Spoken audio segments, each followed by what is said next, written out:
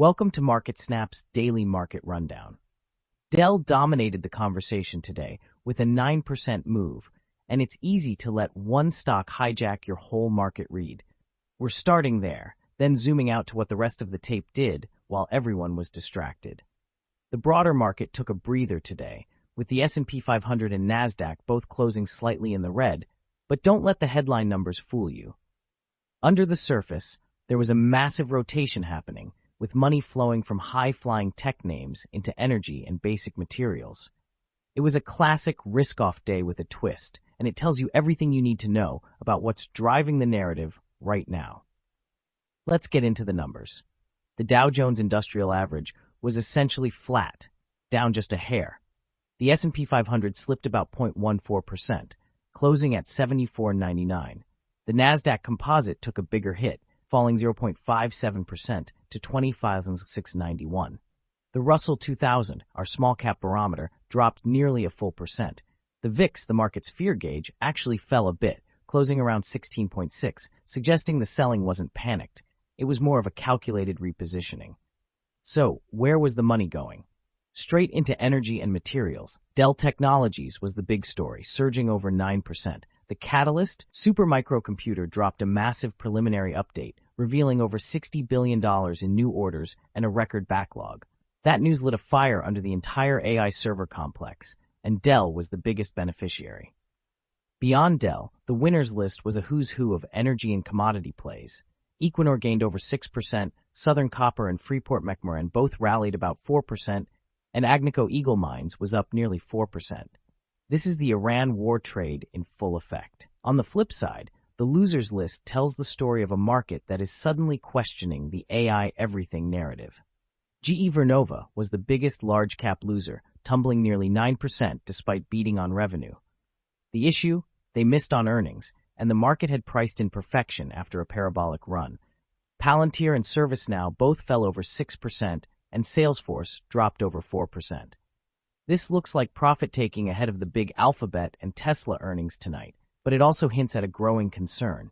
Is the AI spending spree starting to strain free cash flow? Looking at the most active stocks, Nvidia was the center of gravity, trading over $212 and gaining over 2% on massive volume. It was a bit of a mixed bag for the mega caps, with Apple and Amazon slightly lower. AT&T was a standout, up 3.5% after a strong earnings beat, and their CEO pushed back hard on the idea that Starlink is a threat. The real action, however, was in the options market for chips, where volatility readings are signaling that the recent calm is masking a potentially turbulent outlook.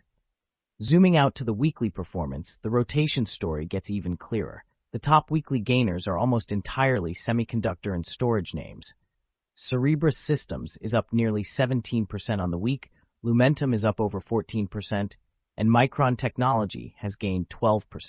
This is a bounce-back week for the chip sector after a brutal sell-off, driven by the Supermicro news and a general sense that the AI build-out isn't slowing down. The weekly losers list, however, is a stark warning. Ryanair is down over 11%. Danaher and Intuitive Surgical are both down over 11%. SpaceX stock, which has been a battleground since its IPO, is down over 8% on the week. This is the other side of the coin. Rising energy costs from the Iran conflict are hitting airlines and consumer discretionary names, while a strong dollar is putting pressure on multinationals. The sector performance over the last week confirms the trend. Energy is the top-performing sector, up nearly 2% for the week. Basic materials is right behind. Technology is actually positive on the week, but just barely.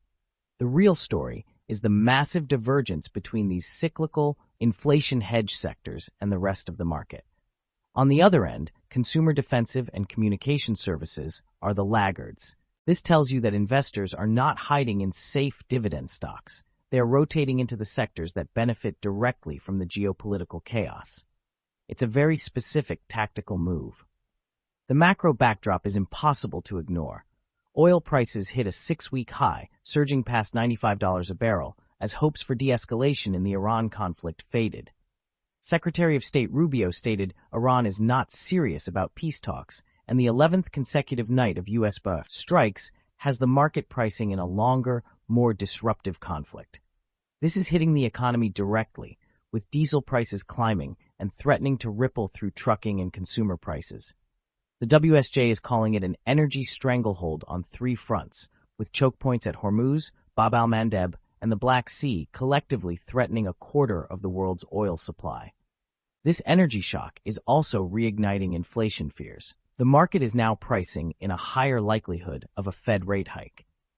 Kevin Warsh, the Fed chair, has been using phrases like inflation is a choice, which Fed watchers are interpreting as a hawkish signal.